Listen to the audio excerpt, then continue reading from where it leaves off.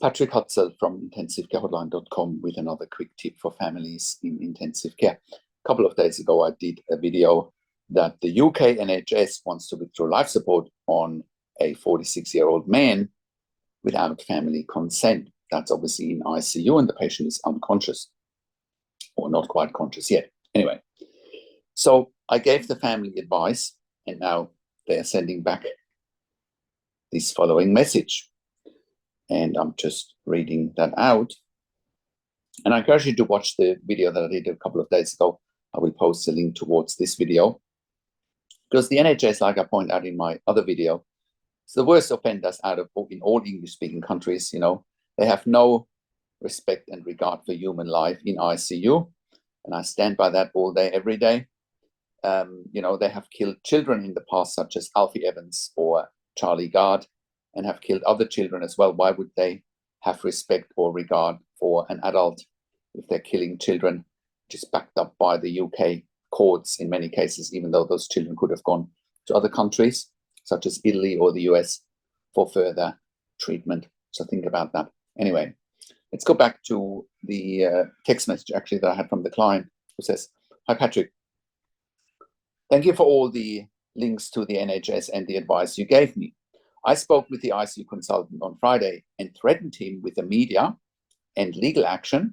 And I told him that I had written to the hospital CEO and made a complaint. And he said that they are not going to withdraw life support and they have revoked the DNR. Also, my brother is now fully awake since Saturday. And they have been trying to get him to breathe with a tracheostomy ventilator, which he managed to do for 12 minutes. I also told them until my brother gets his voice back, I am his voice and advocate. The consultant did say we need to work together on a joint decision and agreed that my brother will be the best person to decide on and future withdrawal of life support. I understand his prognosis is not good as the infective endocarditis has completely destroyed his aortic valve and he is not fit enough for open heart surgery. If my brother passes away naturally, that is something I could come to terms with, instead of the doctors withdrawing life support without my or my brother's consent. Thank you for your advice. You have been amazing." Now, a few more things here. Right? 99.9% of families in intensive care, they don't even know that managing intensive care teams is something they can do. Well, clearly, this family is now managing the intensive care team and not the other way around. The other thing that I advised the family was that approximately 90%, that's 90, or 9 out of 10 patients in intensive care survive. Well, the odds are in a patient's favor. So why would we withdraw treatment on a 46-year-old man?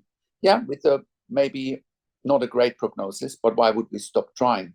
How much do we value human life in this day and age? Right? Why is everyone so silent about this? You know, and it's happening in front of our very eyes. Anyway, so what I also advised the family at the time was, well, why don't you let your brother make that decision? Why can't they wait until he's waking up? There was no indication that his brain isn't functioning. He was just in a prolonged induced coma and it took him time to wake up. Now he's slowly getting there. They're cowards. They're absolute cowards. Why are they not waiting and talk to the patient themselves? So they would want to kill someone without even talking to them, right? That is cowardice at its best. And I do believe that in the UK in particular, that many intensive care units have lost their morals and are going against everything that is human. Now, also, now all of a sudden, he's having time off the ventilator. How good is that? So going from a couple of days ago saying, well, he won't survive, you know, it's in his quote unquote best interest to have life support withdrawn, is now going from having time off the ventilator. You also have to question the clinical judgment of intensive care teams in a situation like that. They can't predict that within a couple of days. You have to question their clinical judgment. The biggest challenge for families in intensive care is that they don't know what they don't know. They don't know what to look for. They don't know what questions to ask. They don't know their rights and they don't know how to manage doctors and nurses in intensive care. That's exactly what this family was dealing with until they had some, first-class advice.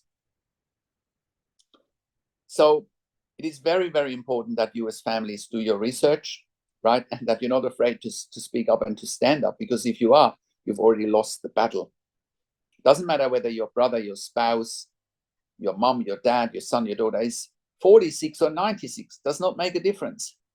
We should value human life at all costs, and we need to preserve and protect it.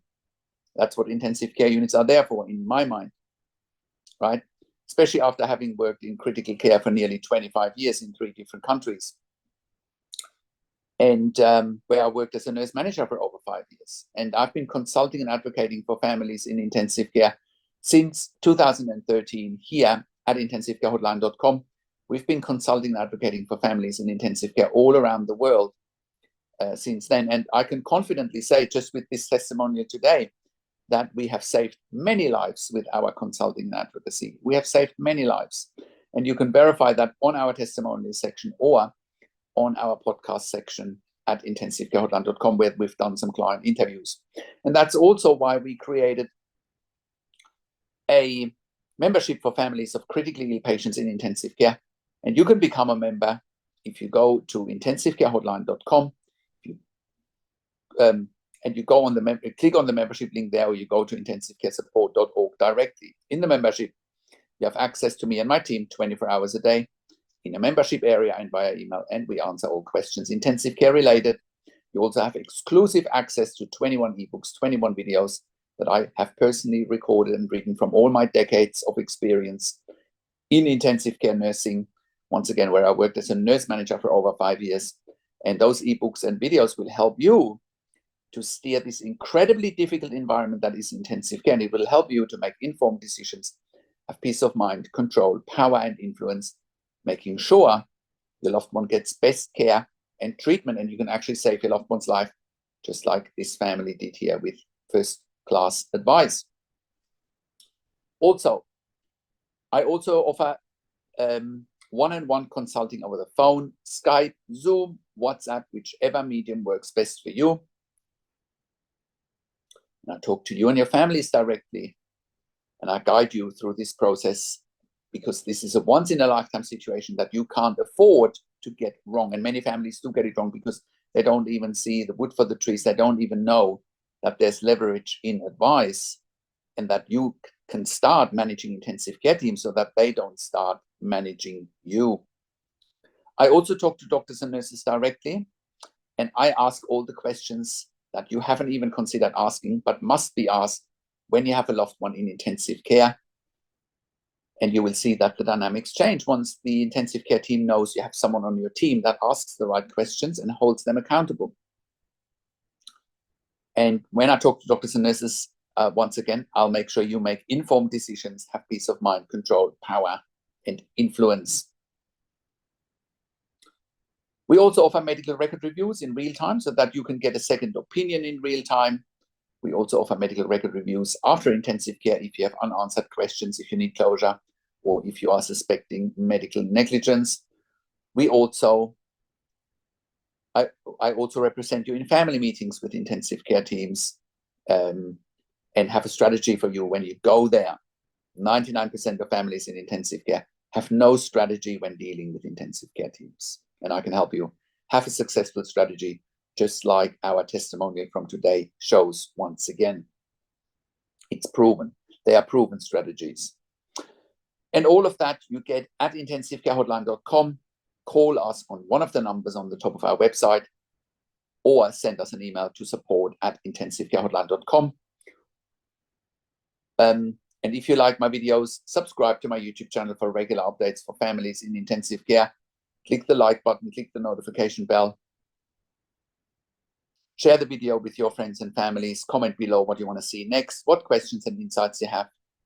I also do a weekly YouTube live where I answer your questions live on a show.